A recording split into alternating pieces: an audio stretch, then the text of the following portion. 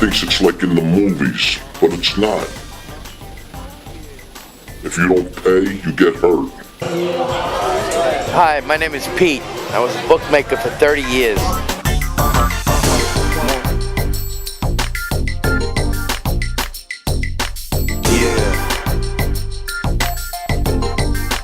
Daily operation is the first thing you go in, then you got to get the line.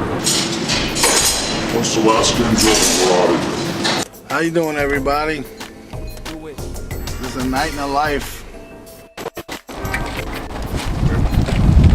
If numbers are involved, I'll figure out how it works. She takes out a pocketbook, lines up 4 lines of Coke in a straw, and opens the blouse and said, if you see anything you like, it's on the house. We got a job to do, so we do the job. Don't ask no questions. If it's gonna cost you your family, your marriage, your house, your mortgage, they don't give a They really think we're friends, and they help us catch the bigger guys. Yeah, sometimes we make deals. Yeah, never trust anybody. Well, most of the customers, it's amazing how really dumb and stupid they are. Let's go. Get him up. Get up. Let's go. I'm coming back. I see all this blood all over the place, and it was a complete massacre. A bookmaker came to me and wanted me to help him out. They say that there's 5 families. My friend, this is the 6th family. One time.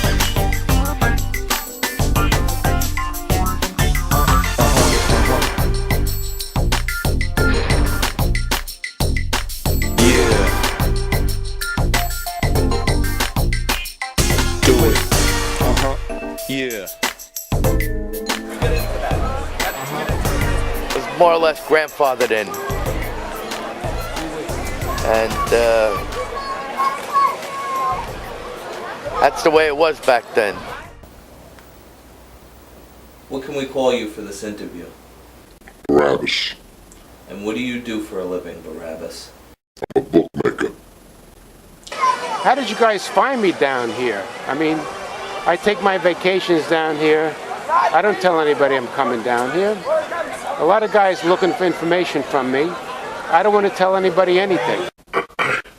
Everybody thinks that they're watching the movies like The Godfather, this, that, Goodfellas, Bronx Tale, everything. This is reality, what I'm telling you. All right, now first of all, I want you to know my background. I have a PhD in statistics and mathematics. I've studied probability. I've studied gaming. I have professional gamblers as my most intimate friends. And I know the gaming business.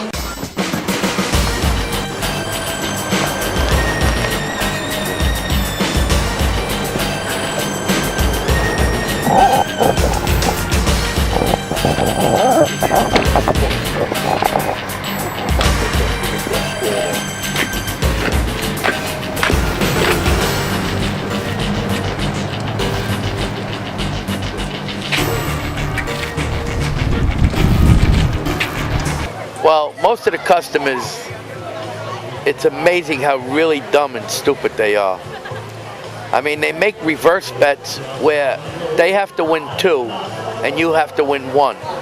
But they consistently play that wager because they think they're getting 3-1 on the money. But actually the odds against them is ridiculous. They can't win. And same thing with teaser bets.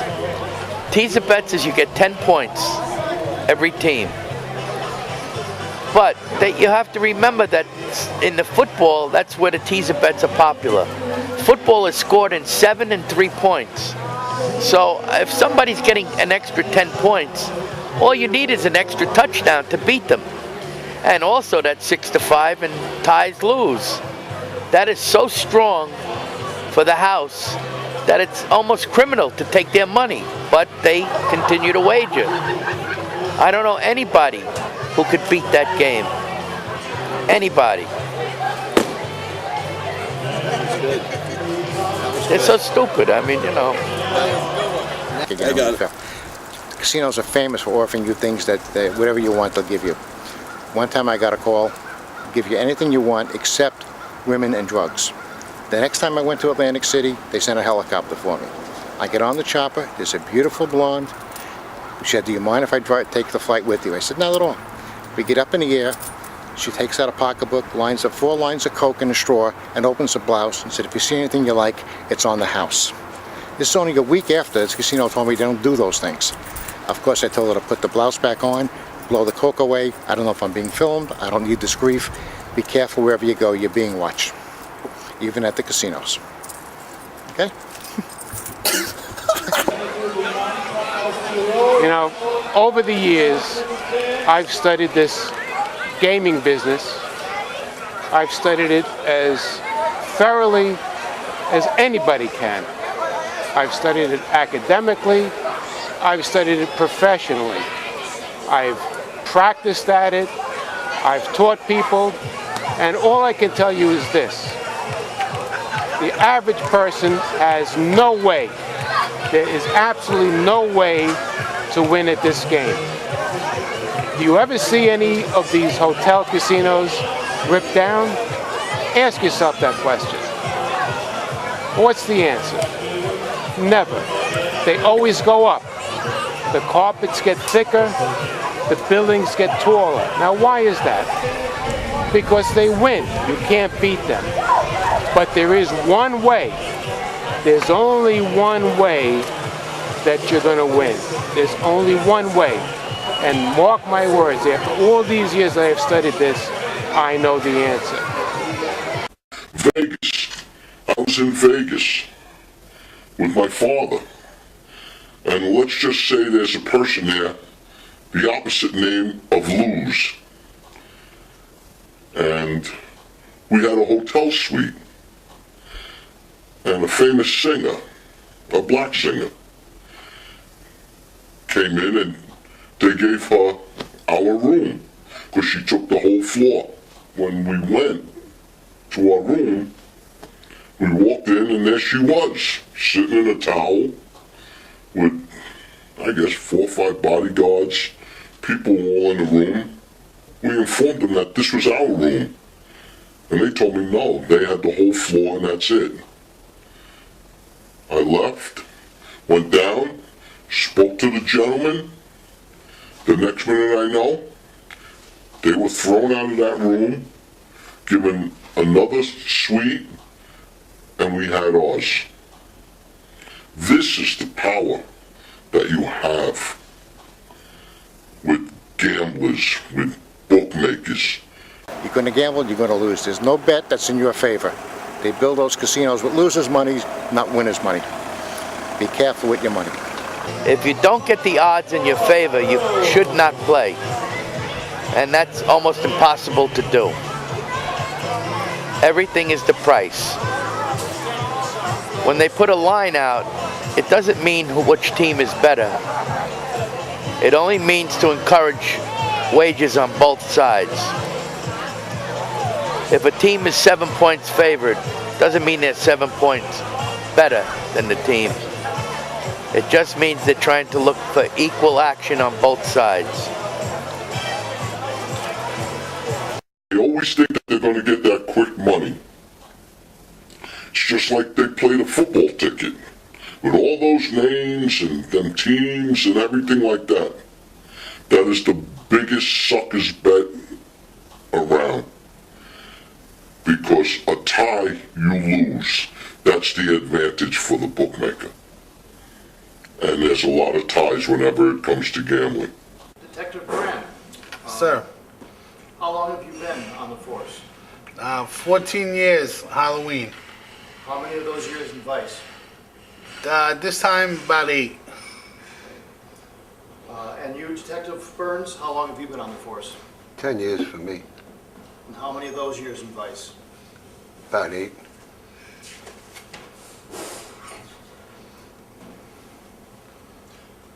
How long have you two been partners together? 8 years? Is it 8 years? About 8 years. Yeah, guess it is.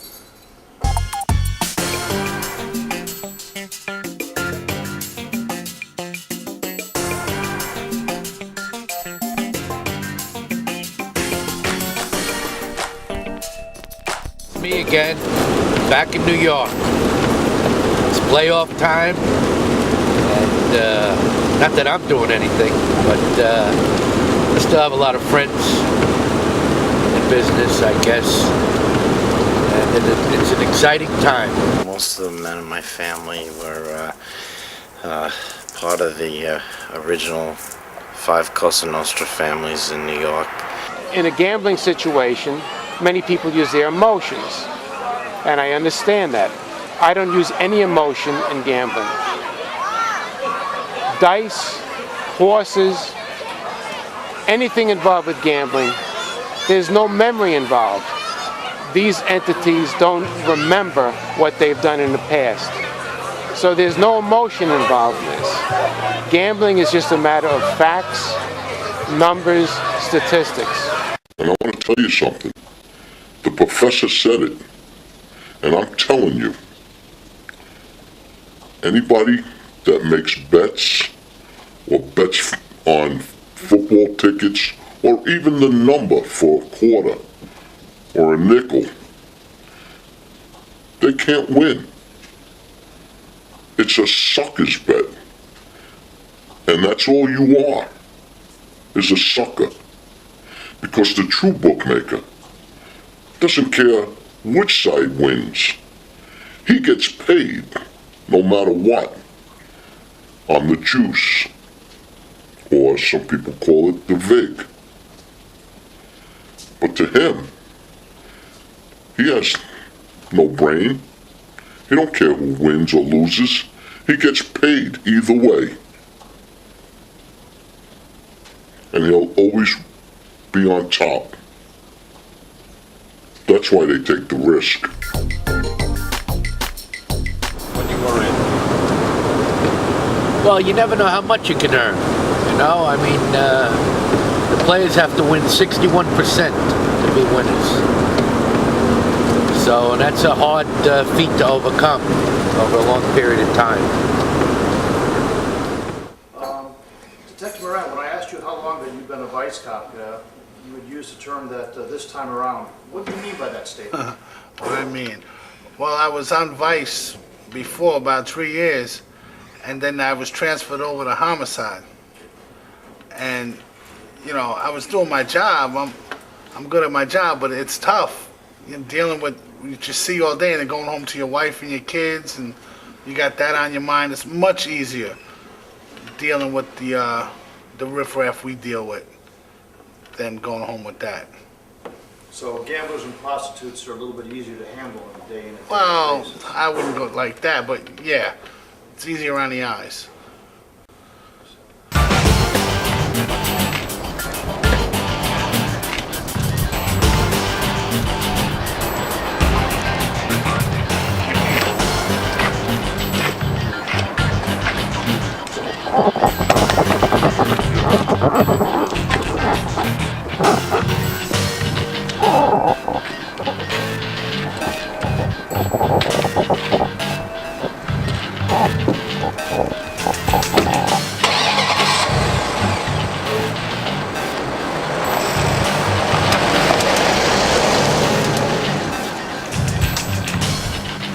What's that?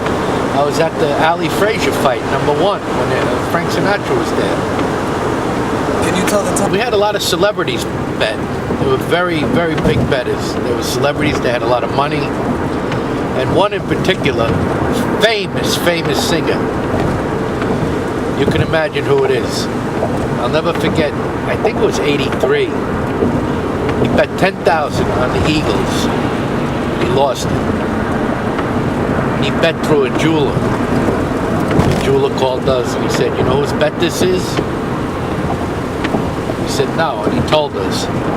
Unbelievable. But like anybody else, he lost. So, doesn't matter who you are. You don't pick the winner, you don't get paid. A lot of people claim they gamble out there. The more they brag, the more they lose. I had a good friend, a rich doctor, claimed he was great at betting anything, sports, cards, you name it. The guy never won a bet. In his whole life, he never won a bet. He gambled so much with a bookie, there were times he cried so much, the bookies gave him his money back, said no bet. You got a freebie. And even with that, he cried. At the end of the year, he'd be down $20,000, $30,000, $40,000. covered the money, no problem, but he kept bragging that he was good. He knew what he was talking about, but he was never right. The more they brag, the more they lose. Don't gamble, don't brag. Well, we had a place in the Bronx. Did I say that? Yeah. We had a place in the Bronx. And right on the water. Never forget it. And one Saturday we got nabbed. And one of the clerks, he wanted to, escape. But he couldn't. Where was he going to go? He had to run into the ocean. But anyway, we had a guy deliver us food that day. And when he got to the door, the cops were already there. So they didn't know if he was part of us or not. He said he was a delivery boy.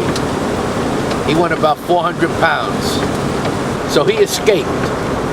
But the cops took the food and they ate it. And when we were in the jail, they came back and they gave us like a small tray. But I'll never forget, they took our food and ate it. Let's hit it, man. Look for Paulie. See if we can violate it tonight. Where do you think he is? Usual spots. Farmers Boulevard. Yeah, he doesn't go far. He thinks like we don't know where. Yeah. Clown. Alright, so we're here on the ride along with Detective Burns and Detective Moran. How you doing, everybody? This is a night in the life of Burnsy. So far a quiet night. Let's hope it stays that way. Yeah, thank God it's a quiet night. But Okay guys, here we are once again. Notice there's no guys hanging outside. Drop-offs and pickups have been made already. What we're going to do right now is we are going to have a front row seat inside a bookmaking office. Oh, here's the boss. It's okay? Alright, we got to keep this kind of low right now. Hold on.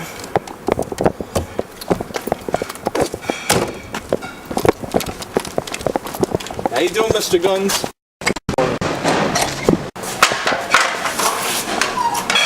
Guys are working. They talk to you, that's fine. If not, let them work. You got questions, you ask me. All right? Let's go.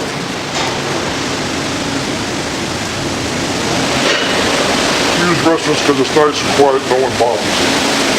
This place here opened up 3-4 years ago. Guy couldn't get a liquor license. Can't make money without selling liquor. So we were able to help him out with that. He helps us, he owes us. He owes us, he owes us forever. So every now and then we use this place, and I got 20 things just like it. You know Bruno, you know Bruce. Hey guys. This is the tip of the iceberg. We got 15-20 places like this going on right now. Some places got 2 guys, some got 1, some got 4. Each one's doing a nice set of business for us. The guys you met earlier today, they're my lieutenants, if you want to use that terminology. Everyone seems to like it.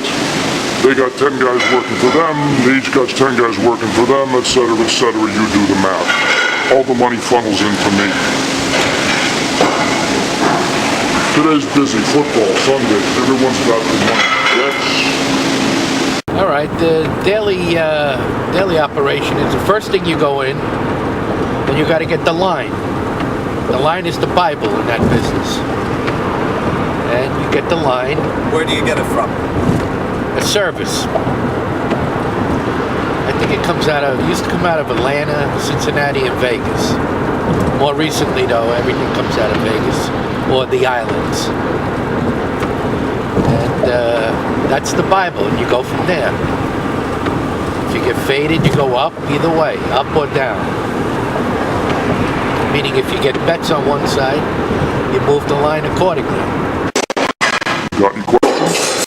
So it's true what they say about the line. It has nothing to do with what seems better. They just want to encourage equal action on both sides. I want the juice. I just don't want to be lopsided. I don't want to go into a game lopsided. I don't want to be lopsided, period.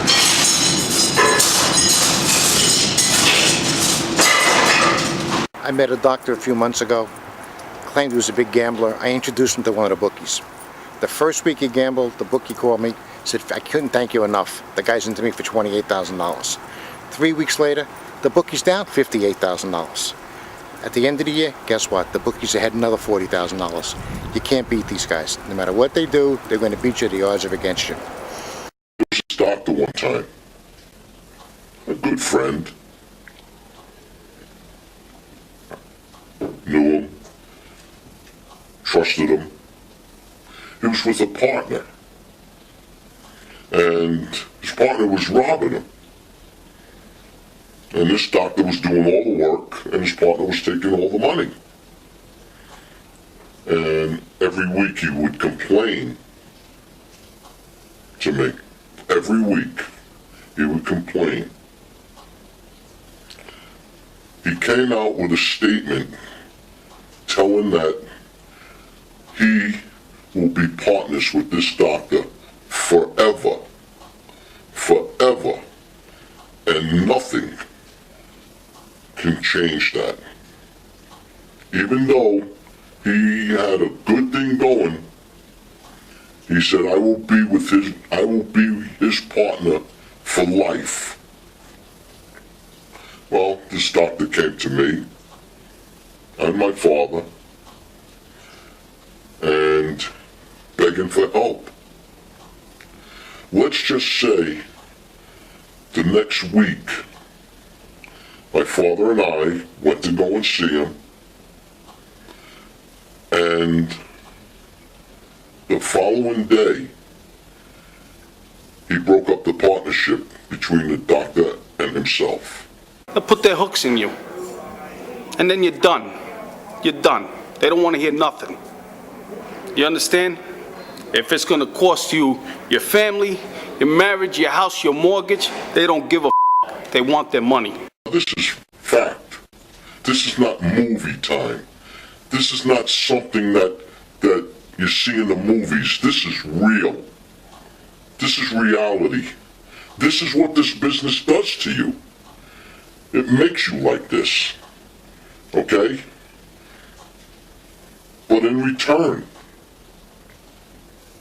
he happens to be a friend. But that gentleman, if he wasn't, would be in the fold forever.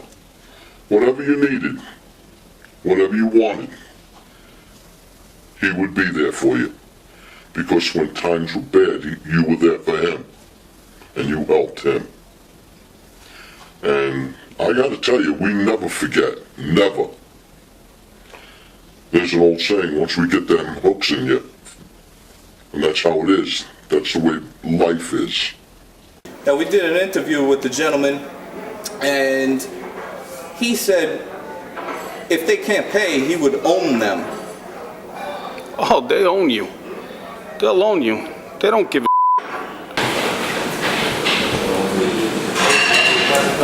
And no one bothers you in here? They don't bother you or anything? Because of the liquor? Because of the interview? This particular place is because of the liquor license. Other places it was zoning, some places they owe us money. We always get our hooks in them somehow. And once they're there forever. But you know, it's not always a bad thing. We eat here, we spend money here. So, it works out good. Oil? Jets? I have no involvement with it, but I know you owe them money and you're going to give them the money. They don't want to hear no excuses. They want their money and they want it when they want it. You understand? If they have to go and get it, it's not going to be pleasant.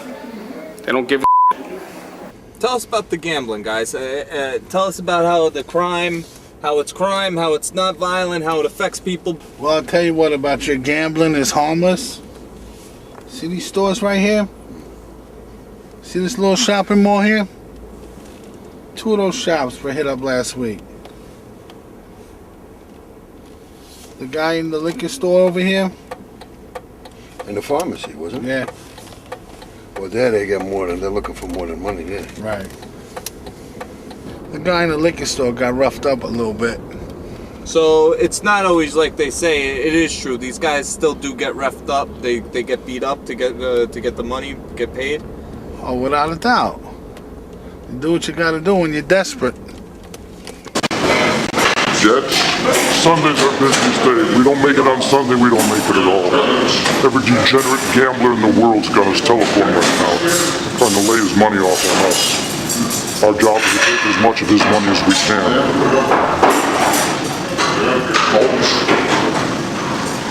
We don't keep track of where we're standing. We try to lay off as much as we can. We always want to keep the juice coming in, but we don't want to be lopsided on any one side of any one game. That's his job. He's good at it.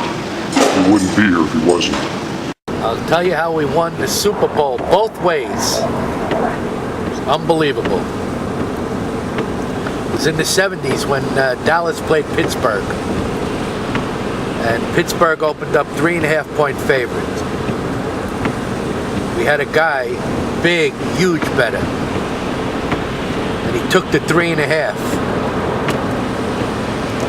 So, you know, as time went by, a lot of money came in for Pittsburgh, and the line started to change. Went to 4, and then 4.5. And in the end, everybody was laying the 4.5. And you know what number it fell on, right? Fell on 4.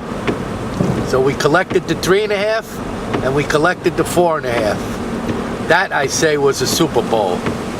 The one story that I lived was Super Bowl Sunday. The girls were in the kitchen cooking. We were watching the game, my friend Vinny and I, and I had to go to the can, so I put my beer down, and I all of a sudden heard these people coming into the house, you know, like bang, bang, bang, and I heard a whole bunch of yelling and screaming. The girls were screaming, they were grabbing the kids, and they were running upstairs.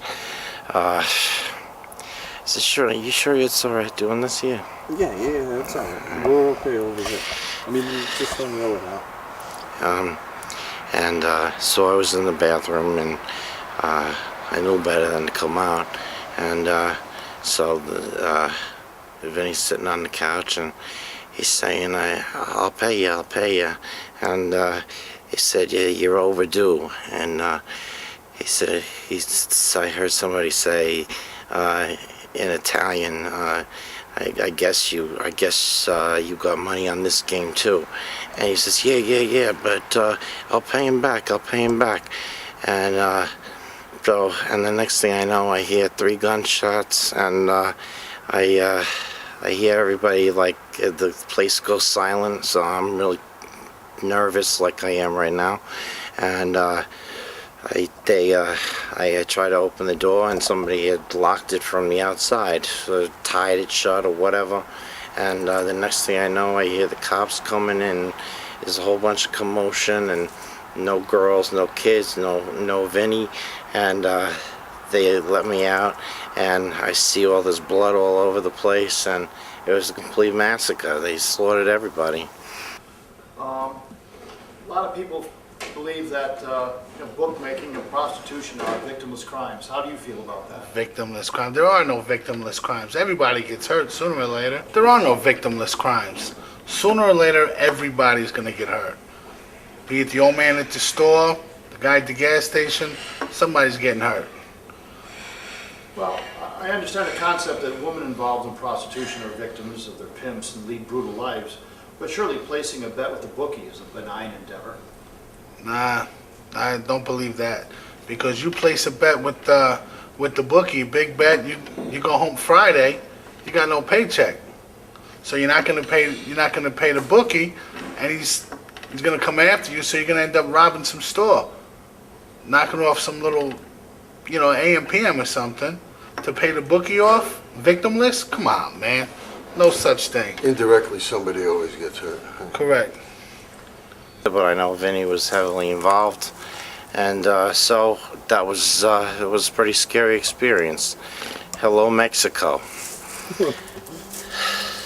So what did you do? You hid out for a while after that, or Yeah. I mean? Yeah, man. I left the country. I went to Mexico. dyed my hair blonde, and you know, kind of hung out for a couple of years. Now, if you got someone, and then if someone came to you for help, like that doctor did, but you weren't friends with him, after you helped him, you're saying that you would own him? Basically, yes. Yes. I helped you. There'll be a time where you help me. And when does that deal end? When does he pay enough? When does he repay his debt? Never. Never. He never gets done paying. So you mean you do this guy a favor, and which was a pretty big favor if you weren't friends with him. But if you do a guy a favor, you just latch onto him, and then that's it forever? That's it. That's the way it goes. You know, when times were rough, you came to me, I helped you, and if there's ever a time I need it, you're going to help me. And I'm not asking. You notice I said, you are going to help me. I didn't ask. Seems like you get a lot more help at the end of the day than they did. You only helped them once, but they have to help you many times after that. Absolutely. What kind of things could someone expect? What would someone expect, like, when you say you need their help? Anything. Anything. I don't care what it is. Because I don't care about the law. So, anything that you need, and I can provide, I will do it. Yeah, also people think in order to fix a game, you know, you got to have to buy the quarterback or, you know, the receivers or somebody important. That is not the way they do it.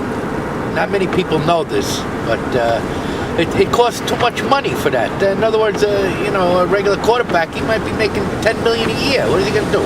For an extra $50,000, throw a game? They're not going to do that. How they do it, especially in the college ranks, they use the spotters, the ones up in the booth. And all they have to do is call a wrong defense. You know, a wrong defense, quarterback will throw a 30-yard pass for a touchdown. And that's where you get the help from. That's how they do it. Sometimes you can almost see, you know, some games, and you know that something's going on. And those are the guys, they don't make much money. So those are the guys that you can get to, pay them. Is there a lot of people bought in sports, you think? No. I would say overall, it's very hard to buy somebody now. You know, that's why in the old days they went to the colleges in New York City. They got all these, you know, project kids. Their families didn't have any money, they didn't have any money. It was easy back then.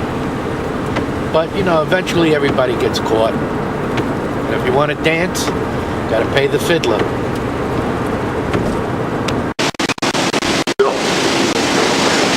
How you doing, Phil? Most of the bets are small. 50, 20, 100. Occasionally we'll get some of the big fish in there. I think Bruno took 50,000 earlier today. That's big for us. Most of my people are small time. But we'll take anybody's money. It's just a little harder to lay off.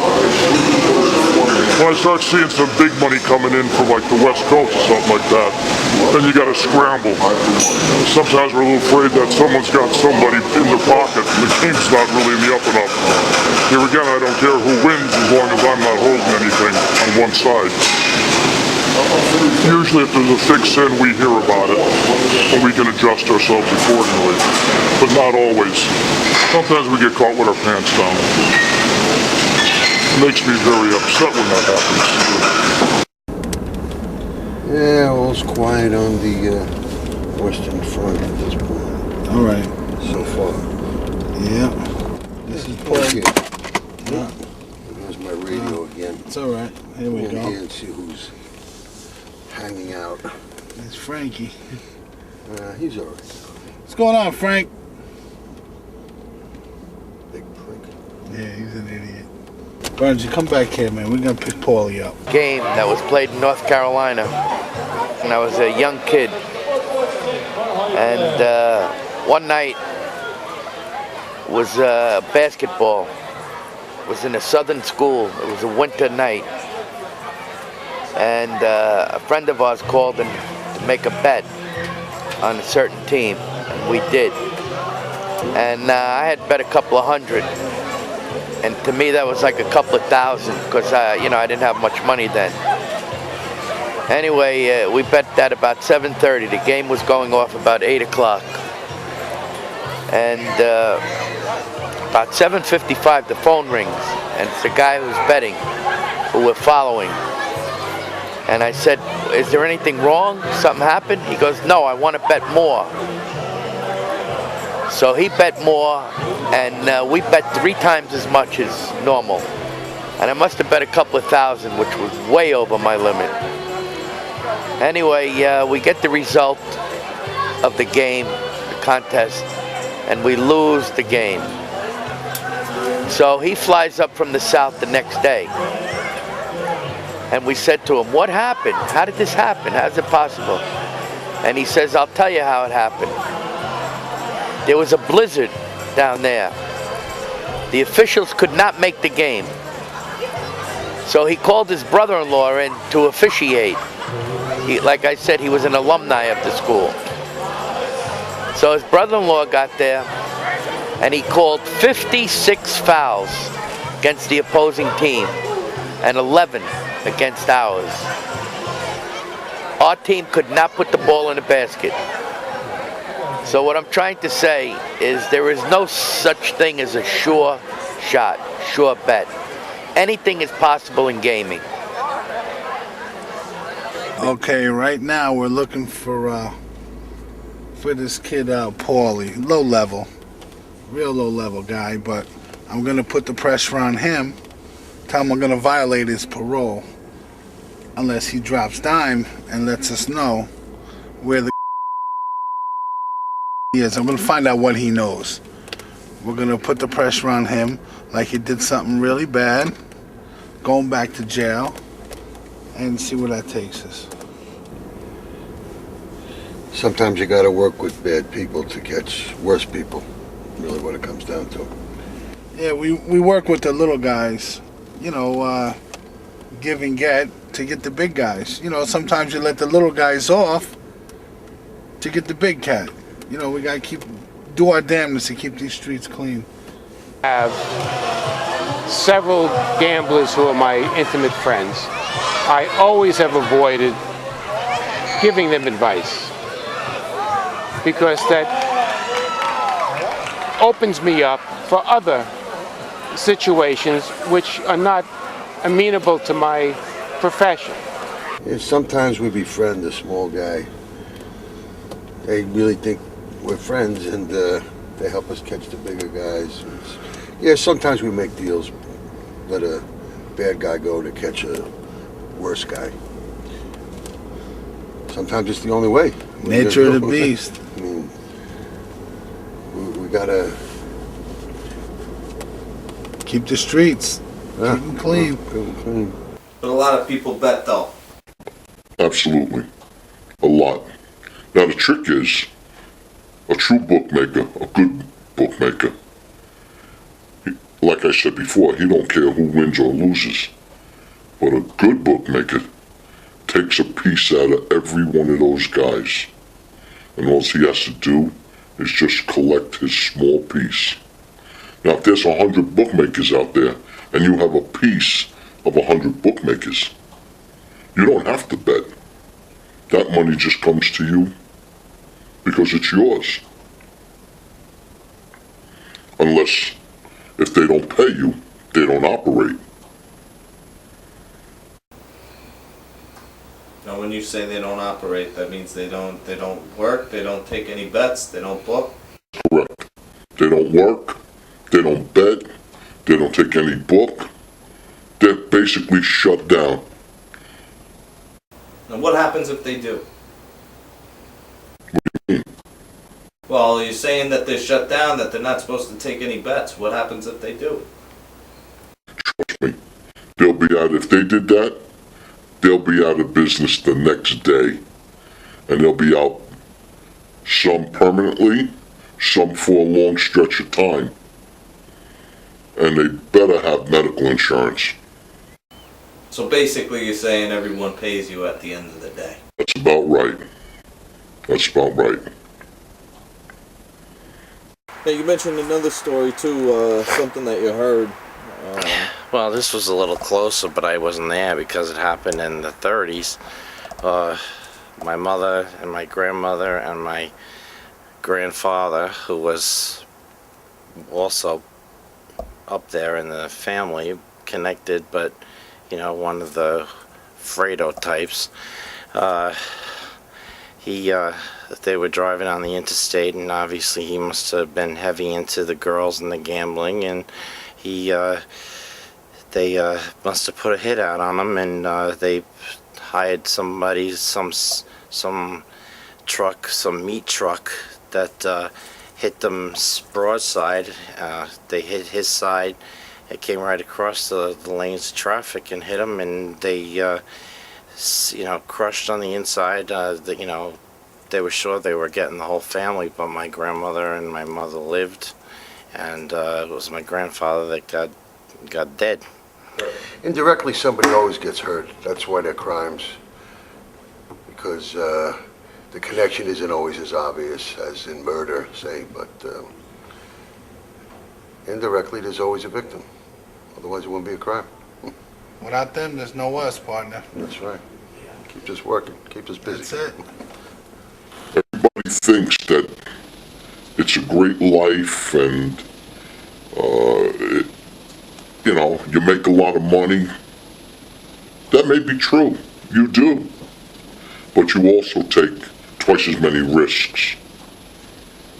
You're always looking out behind your back, or whose phone is tapped, who they following. You know how many times my picture was taken? Everybody thinks it's like in the movies, but it's not. If you don't pay, you get hurt. If you don't pay on time, it's more money. This is second pinch. He's up at the pool room. They had a young kid come up. He looked about 17, 18 years old. And he used to hang around. We got friendly, and he used to ask if I wanted coffee. He'd go out and get coffee. And he stood there. Then one day he came up with the police force. He was an undercover guy. He looked like he was a kid. You would never suspect this. And that was the second pinch. I'll never forget that guy. Mario was his name. Prick. He was a young kid. He kept hanging around with friends. Friendly. Let's go for coffee. He was an undercover cop. Okay, here we go, fellas. Strap on. Try not to hit the fucking curb. I didn't see that thing. That's all you had to do. I don't want to give a heart attack. Yeah, you do it again? Went through the wall. Did I? Is it okay? Yep. All right, here they go. Here they go. Let's go. Get them. Right here. Look at this. Get them. Get them. Man, they're right there. Ooh, surprise, fellas.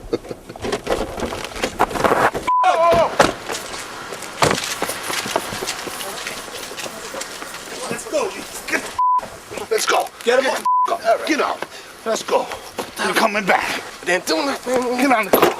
Get on the car. I got nothing on me. Nothing on me, huh? Nah. What's this? What's this, clown? What the Cell is man. that? Cell phone? Yo, Bernsey! Most of the men in my family aren't even alive anymore because of those reasons. You get connected. You're connected, and they don't let you go. So, and if you're stupid and you don't pay, you get fucked. You end up hit by the meat truck. That's right, and you become the meat. Or massacred on Super Bowl Sunday. That is, as one of my friends would say, not a Super Bowl. Yeah, that's true. All right, we thank you for your all right. interview, Steve. All right. Yeah. Yeah, that was the time where, should I say his name? No. Well, that was the time when, we had a clerk. He was an older guy. He had high blood pressure, had everything, high cholesterol. And he ate the supersod. I mean, he downed it. And like he had an attack, like a salt attack. So he fainted. We had to drag him out because in case, we had to call the ambulance or the cops came. We don't want them in the office. So we had to drag him out in the hallway to recuperate. Did they wind up coming? The paramedics? No. We revived him. So that was the supersod story. These are all true stories. I can't believe it. A few years ago, I was going to this house, to the office, where they were taking bets, myself and another guy. And when I got there, the cops started to raid the place. Well, it was like the movies. We jumped out the window and we were hurdling bushes, running, and the cops were all over grabbing everybody. And as we were running and hurdling these little bushes from house to house, the guy that I was with stops, drops to his knees, pulls me down, throws dirt on my face, rolls up our sleeves, and there's an old guy sitting right next to him. This guy had to be about 80, 85 years old. He was so scared that he didn't know what was going on. But the person that I was with took the little spade from him and started digging a hole. And the old man was planting tomatoes. And just then, the cops come running into the yard, and they're looking around, and they asked the old man, "Did anybody come through here?" And this old gentleman pointed his hand, and he said they went that way. And the cops took off, and we looked at each other. And the old man smiled. As we got up, the other person that I was with took out $300, sticked it in his pocket, and told him he did good. And we got away that day. And who was that other man that you were with? Well,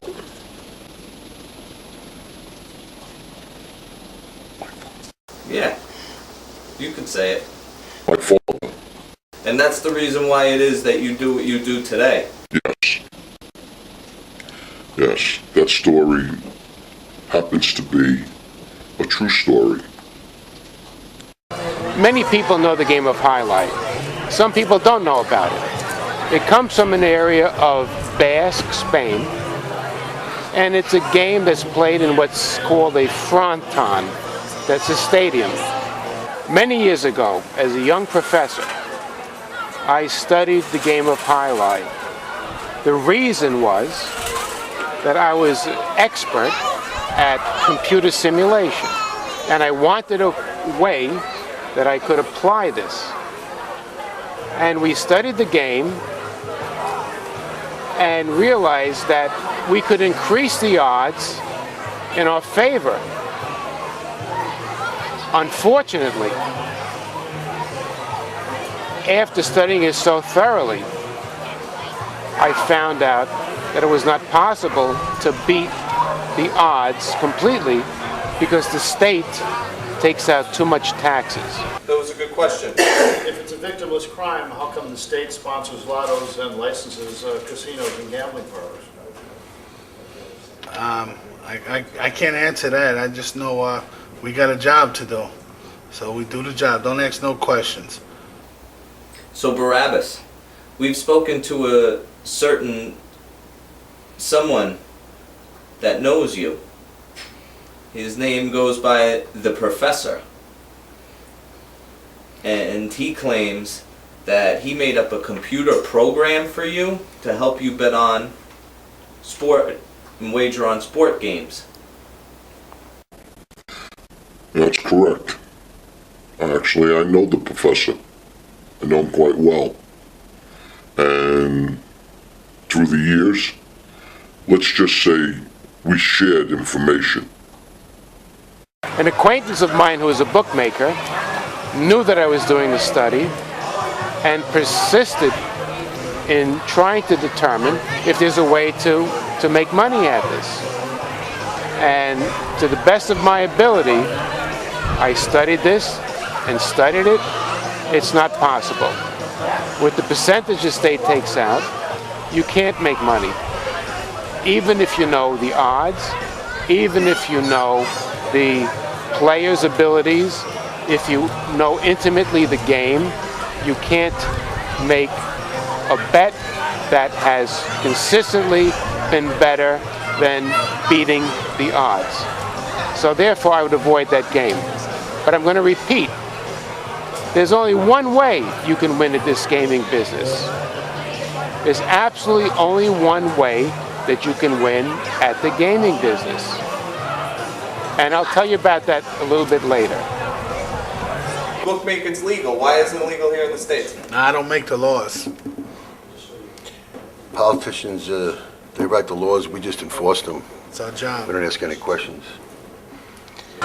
Gamblers are very emotional by their nature. So if I give them advice, if they go wrong, I become their worst enemy.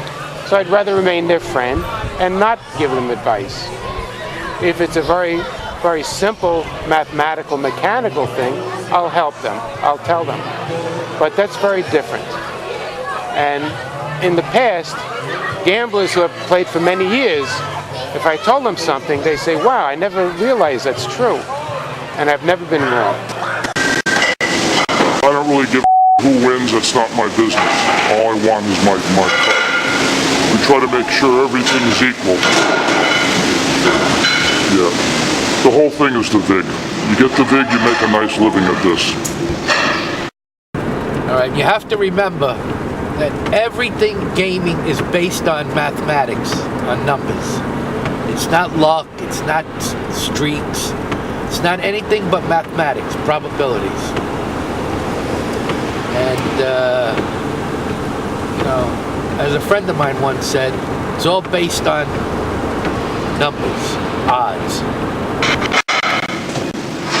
Buffalo, no shortage of degenerates in the world.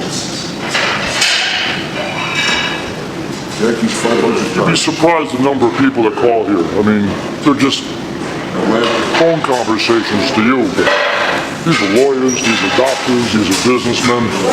These are people that should know better, but you can't win. But everybody thinks they're smarter than the odds. Thank God, or I'd be out of business. But they're not. Numbers are numbers. Well, when you say these people do anything for you, you get them to do things for you. Like what kind of things? Anything. Anything. For a price, anything. It's like doctors are the biggest bettors. We once had a doctor, not we, when I say the officer, myself, I had a doctor that put up $50,000 to bet on a basketball game to win $1,000. Now you tell me, are they rational people? That's why I say bettors, gamblers, they're degenerates. He put up $50,000 cash to win $1,000. Does that make sense to you? But these are how these people are. And once, there'll be a time where he'll need a favor. I'll get him. Whether you're a doctor, a lawyer, a grocery guy. All right, this is like I said before, it's a big time in the business. Very exciting, a lot of action. It seems that the people come out of the woodwork to place their wages, and nothing like it. You know, they say that money won is sweeter than money earned. So everybody's looking for a winner. Between the colleges, the college playoffs, and the NFL playoffs, plenty of action. Picked up money from undertakers while they're working on bodies. Churches, priests, rabbis went to synagogues, went to delis. And don't kid yourself, there are some cops. We're dealing with the street people where there's no good coming out of that gambling money. You know. Even the churches have gambling, and that's used for a better purpose. A Monsignor had a problem with one of the parishioners. Came to me, we talked, how to straighten out that matter real fast. Thanks me every Sunday. Every Sunday. Let's go, boy. You all right? Let's go. Go. I got it. Don't even think about it. You hurt me, man. Easy. Come on. Over by the door there.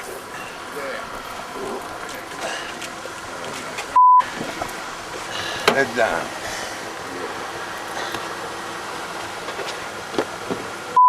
All right.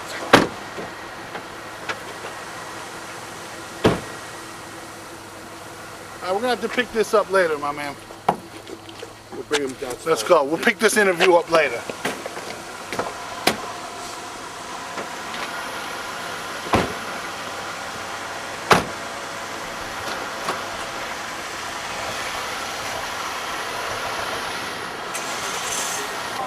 I have to say there's one very interesting thing about gambling, and that's the human emotion that's involved with gambling.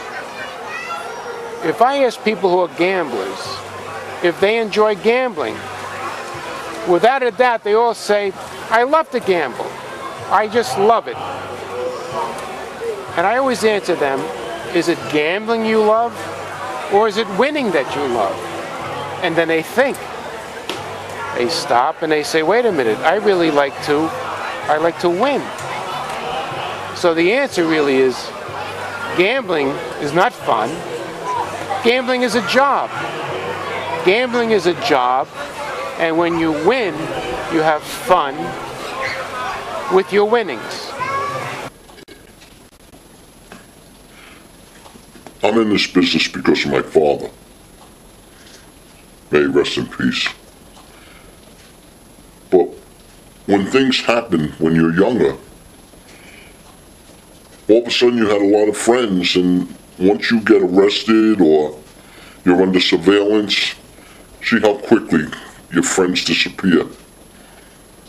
Or if you get arrested, you see the people when you're walking down the street pointing at you, yelling at you, turning their backs on you. I mean, one day they're your friend, the next minute they're your enemy. And that's no way or no life for anyone to grow up. None. Because it affects you just about all your life. That you collected outside, you let me film that footage of the collecting, and I'm going to black out everybody's face. And I was just wondering, I mean, do you keep the money here? I mean, do you leave with it? Today. Okay. Here again, you see any money? No, you saw envelopes. Right. his report cards. You don't f***ing know. Right. Well, I mean, the fact that it really is money, though, you know, being in the underworld, don't you get a little nervous walking around with all that money? I take precautions. Yeah. Never trust anybody. I don't f***ing trust you. Just enough to let me shoot it. I know you're not Superman. You don't stop lead.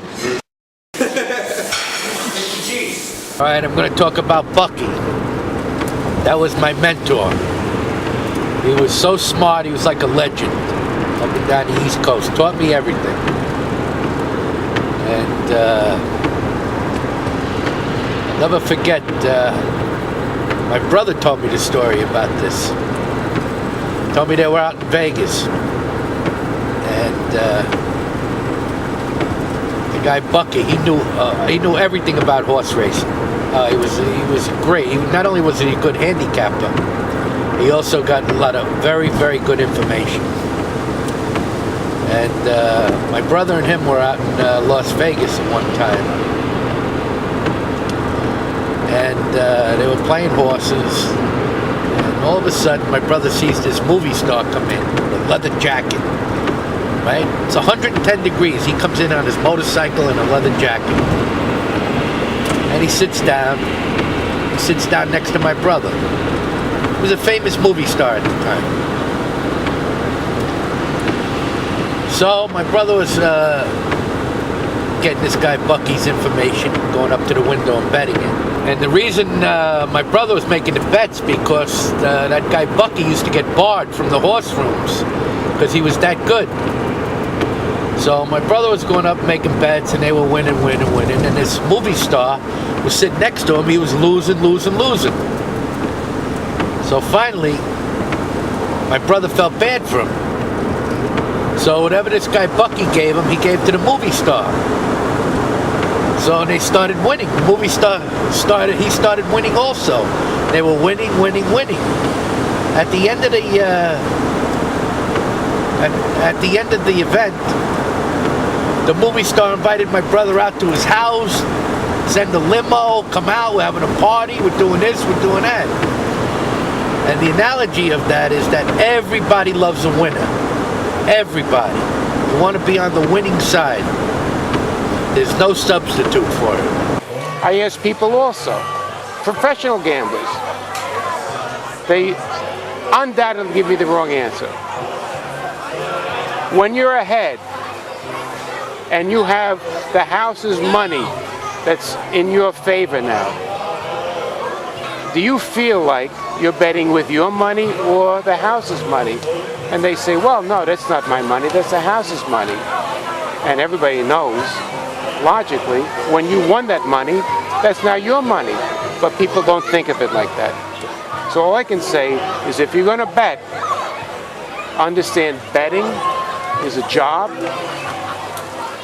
and winning is fun. And that's all I have to say about that. Okay. Also, teaser bets, teasers, they mean just what they say. Teaser. You have to pick 3, you get a 10-point, you get 10 points either way, but you have to pick 3. You have to lay 6 to 5, and I think ties lose also. It may seem very easy, but it's one of the most difficult ones to play. Stay away from those. I mean, listen, this is not like years ago for a nickel you could win $25 where times were really bad, where they'll play a number for $1 and hope to win $50. Times change. And then people, they book the parlay cards, which is 3 teams. You must win all 3 and ties lose. That is the most ridiculous wager any man could ever put down. It's almost impossible. You actually don't need a bankroll to get into that business. You can start with nothing, and instantly the first week you put them out, you probably win. So I would advise people to stay away from that wager. Buffalo, Jets. So it's kind of like Barabbas said with being the true bookmaker. He takes a piece out of everybody. Everybody pays. My guys pay, they pay, everybody pays. One time, another place in the Bronx, it was a small office. We only had a table and a couple of phones. And I'll never forget, it was football and it was so busy, you couldn't even hang up the phone before another call would come in. And I was sitting there on the table and it collapsed. I fell right on the floor and I never missed a beat. Picked up every phone while I was on the floor after the table fell. The show never stops. No, never. I noticed that you have this computer sitting over here, and the phones are all going into the computer. Combination of old school and new school. The guys write down bets as they come in on the rice paper, burns up like that if we could pinch. But we record everything, that's what the computers are for. So we got a verbal backup of every order. Anyone says, hey, I bet this, and they didn't, we got them on tape. Of course, that gives us some exposures. Giants. We can destroy the paper real fast, the computer's not so easy. So again, we turn to high tech. Anybody comes in here I don't know, we get Buffalo. The computer, we got a magnet. Just throw it in there, everything's gone. It'll screw up our computer, the phones won't work if we get it too close. It's my concession to high tech.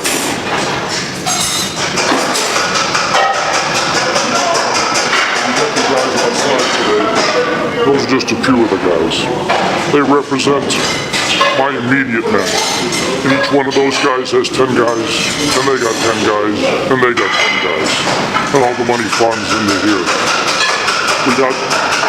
I got 4 places just like this. Some got 2 guys, some got 3, few got 4 answering the phone. That'll handle all the action we'll have today. If it's the playoffs or the Super Bowl, we'll double that number of phone people. And even then we'll be busy as hell. It gets a little noisy in here. Doesn't bother me, but Bruno doesn't like it. I knew an owner who owned a horse, and he was running in southern New Jersey. And we went out there to bet the horse. So we get out there, we're at the paddock, and we meet him. And he gives us some money to go bet his horse. So we go bet it, and the horses come out in the paddock, and he had tape on all 4 legs. So he said, what happened? You know, is everything all right with the horse? He said, yes, it's camouflage. I couldn't believe it. We thought, you know, he's trying to trick the public, or make a bet where you can get the better odds. So the horse race goes off, and we lose by a zillion lengths. So we get to the paddock, and we approach the owner. We said, what happened? Now the owner is betting his own money, so obviously he thinks he has a chance. So we said, what happened? And I never heard this before. He said, well, the bandages were camouflage. Camouflage? The horse is still running. I mean, what kind of information is that? That's another one that you think you can't lose, but you can lose them all.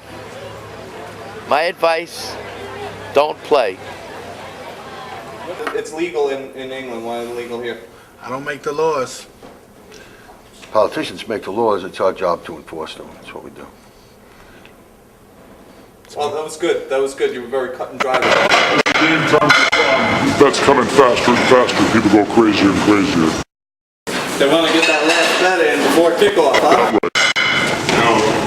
Like I said, I could care less. I have no favorites. I don't even like football. But I like the juices of my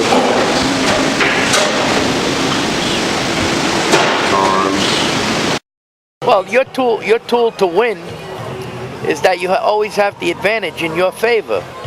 Because first of all, the state takes 17% off the top, which is a big chunk of the actual dollars bet. And people don't realize it. They just think that they put the bet down and they win. But every dollar that's wagered is 17% taken out. And that is too hard to overcome.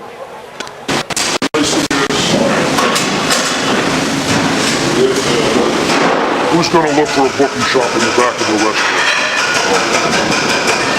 The funny thing is, you know, the mayor reads here occasionally, so is the police commissioner. I've never seen them. If they knew we were back here taking book, they'd a brick.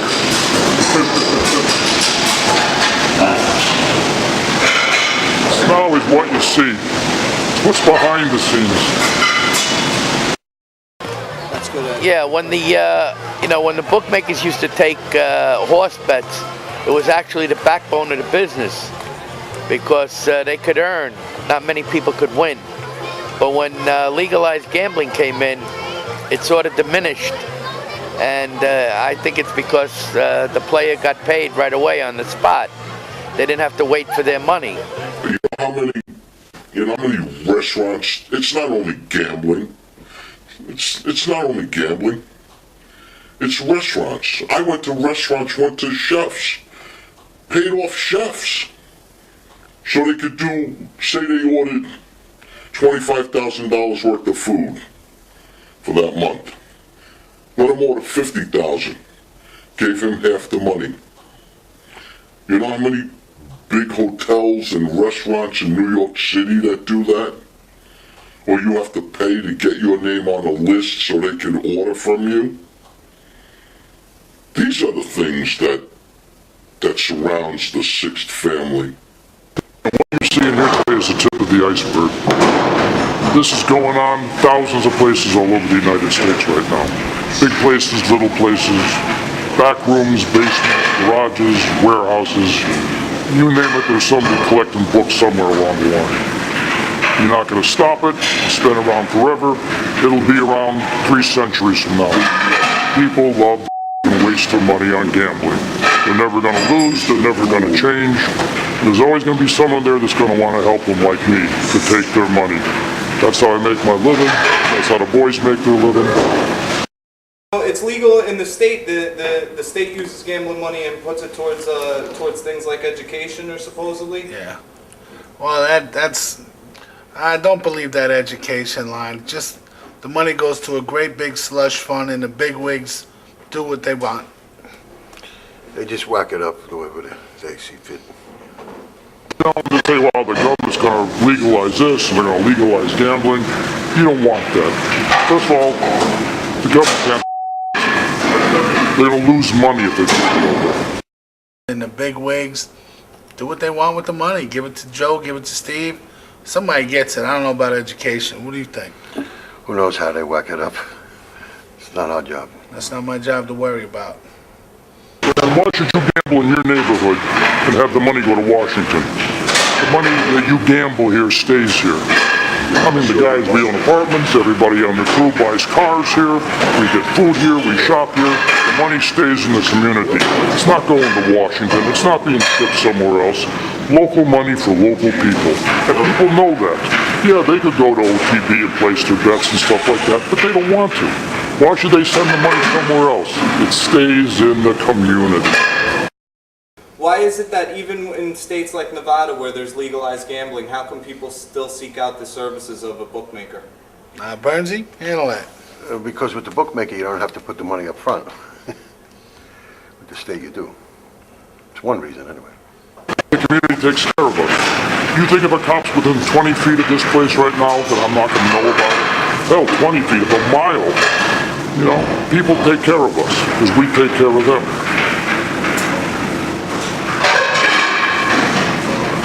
Any other questions? All right. That's it. Yeah, let them work. All right, guys. See you again. I'll be back. So your best advice is to stay away from gambling, stay away from betting, stay away from that underworld lifestyle. Listen, first of all, if you can't pay, don't even get involved. You'll be a moron too. And that's it. How bookmaking is dangerous. I mean, you've said it over again that it's not a victimless crime. Can you be more specific? Sure, like I said earlier, if, you know, Jody Butcher is guaranteed a sure thing on Friday night's fight game, whatever it is, so he puts down money. He can't afford it. He got a wife and 3 kids at home. But if he puts the money down on the game or the fight, the sure thing, and it loses, now there's his check. He's got to pay the bookie. Where's he going to get the money to pay this bookie? Like I said earlier, he's going to go knock off a liquor store or a convenience mart. Now who's the victimless crime? That old lady behind the counter? Tell her she's victimless.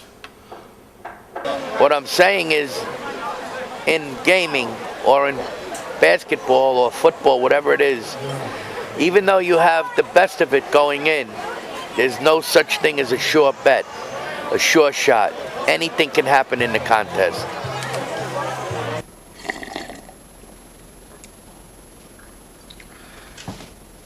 Last week, I had to go to a guy's house to collect a bet. For a while now, he's been giving me the runaround. So myself and another gentleman went to his house. He had chalice doors, and he was sitting with his family. Well, the person that I was with, we walked right through the doors, broken glass and everything, with a shotgun, and I put it right to his throat. And I said I wanted my money, or he won't finish his meal. And he gave me the money, right then and there.